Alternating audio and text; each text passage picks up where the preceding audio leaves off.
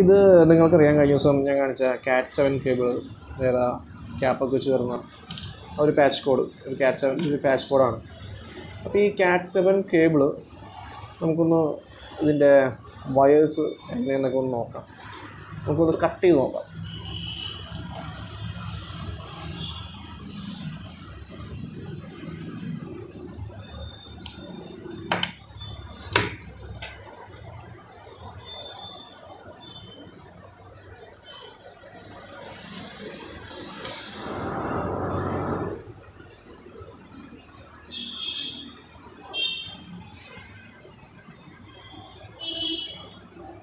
ഇത് കട്ട് ചെയ്തപ്പോൾ നിങ്ങൾക്ക് കാണാം, ഇത് ഓരോ പെയേഴ്സും, അതായത് ഓരോ കേബിൾ പെയറും ഫോയിൽഡാണ്, അലൂമിനിയം ഫോയിൽഡ് ആയിട്ടുള്ള ഓരോ ട്വിസ്റ്റഡ് പെയേഴ്സും കവർ ചെയ്തിട്ടാണ് വരുന്നത്. ഷീൽഡഡ് ആയിട്ട് തന്നെയാണ് ഓരോ ട്വിസ്റ്റഡ് പെയറും വരുന്നത്.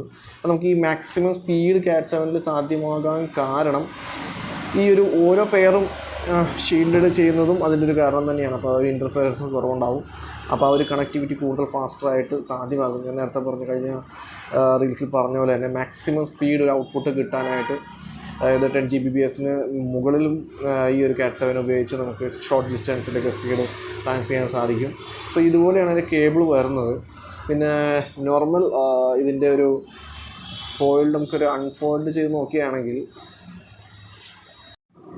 ഇത് നമുക്ക് ഈ ഒരു ഷീൽഡ് മാറ്റിക്കഴിഞ്ഞാൽ നോർമൽ വയേഴ്സ് തന്നെയാണ്, നോർമലായിട്ട് കാണുന്ന വയർ തന്നെയാണ്. സോ ആ ഒരു ഷീൽഡായിട്ട് വരുന്നുണ്ട്. ഇതും ഷീൽഡ് അല്ലാത്ത UTP അൺഷീൽഡഡ് ആയിട്ടുള്ള പെയേഴ്സും നമുക്ക് കിട്ടും എന്നാണ് കേട്ടത്. എന്നാൽ കൂടുതൽ cat7 കേബിൾ വരുന്നത് ഷീൽഡായിട്ടാണ് വരുന്നത്. അതായത് ഓരോ പെയറും ഷീൽഡഡ് ആയിട്ടുള്ള പെയേഴ്സായിട്ടാണ് cat7 കേബിൾസ് വരുന്നത്.